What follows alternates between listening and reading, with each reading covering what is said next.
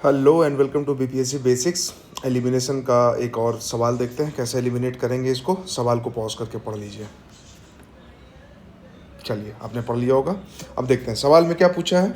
पूछा यही है कि इंडियन फ्रीडम स्ट्रगल में पहले तो जब भी नॉट करेक्ट, गलत ये सब पूछे ना, उसको एकदम गोल घेर लीजिए, क्योंकि उसको करेक्ट समझ के आप ऐसा कुछ गलत ऑप्शन टिक कर देंगे तो ये तो ब्लंडर हो जाएगा। फिर तो नरक में भी जगह नहीं मिलेगा और वही नरक में तेल के कढ़ाई में छाने जाएंगे आप। ठीक है, तो नॉट करेक्ट को सबसे पहले घेर लेना है कि नॉट करेक्ट पूछा है। अब देखते हैं इसमें करेक्ट क्या है, नॉट करेक्ट क्या है।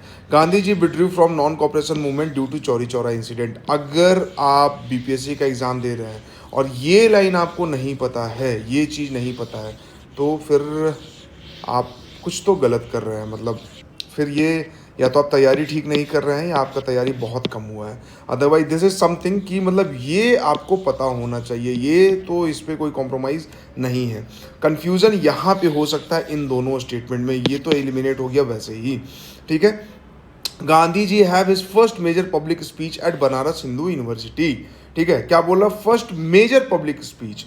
पहला स्पीच बोलता तो थोड़ा कंफ्यूजन होता, यहां बोल रहा है फर्स्ट मेजर पब्लिक स्पीच, मतलब इसके पहले बहुत बार वो भाषण दे चुके होंगे, लेकिन मेजर पब्लिक स्पीच जिसमें कि बहुत सारा ऑडियंस बैठा हुआ, एकदम फॉर्मल तरीके से बात हो रही हो। तीसरा स्टेटमेंट क्या है, Mahatma Gandhi was arrested in the year 1921। ठीक है, अब देखिए, जो हमेशा आपको बोलता है कि आपको सिंपल और कॉम्प्लिकेटेड स्टेटमेंट में आपको सर्च करना है कि कौन सा सिंपल हो सकता है, कौन सा कॉम्प्लिकेटेड हो सकता है, तो इसका तो बात ही नहीं करेंगे। अब इन दोनों में आपको कन्फ्यूज़न अगर है तो आपको ये समझना चाहिए कि this is simple statement. Simple क्यों है, क्योंकि इसमें कुछ भी ऐसा नहीं है कि डेटा दिया हुआ कि इतने तारीख को उन्होंने स्पीच दिया था। ठीक है, स्टेटमेंट को कॉम्प्लिकेट नहीं किया, बहुत सिंपल रखा है कि फर्स्ट मेजर पब्लिक स्पीच है जो कि उन्होंने बीएचयू में दिया है। और दूसरा स्टेटमेंट क्या है कि Mahatma Gandhi was arrested in year 1921। तो 1921 में अगर वो अरेस्ट होते हैं तो यहाँ पे आपको ईयर दे दिया है। हो सकता है कि वो 1922 हो सकता है वो 1923 हो सकता है वो 1920 हो। ठीक है, तो ये डेटा पे खेला जा सकता है, तो जहां पे भी डेटा फैक्ट आ जाता है वो कॉम्प्लिकेटेड स्टेटमेंट है। ठीक है, तो इन दोनों में अगर आपको चूज करना होगा तो इन दोनों में कौन ज़्यादा सिंपल स्टेटमेंट है, तो बी ज़्यादा सिंपल है और सी ज़्यादा कॉम्प्लिकेटेड है।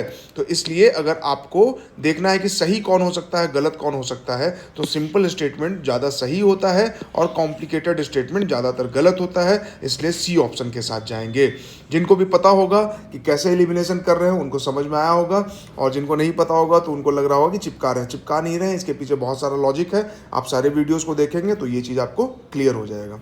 आई होप कि आपको समझ में आया होगा। समझ में आया तो प्लीज़ सब्सक्राइब दिस चैनल और दोस्तों के साथ शेयर कीजिए, अलग अलग ग्रुप में भी शेयर कर दीजिए, और हमारा जो टेलीग्राम ग्रुप है बीपीएससी बेसिक्स, उसको सब्सक्राइब कीजिए, वहाँ पे जुड़िए, क्योंकि वहाँ पे बहुत सारे इन्फॉर्मेशन दिए जाते हैं। Thank you very much.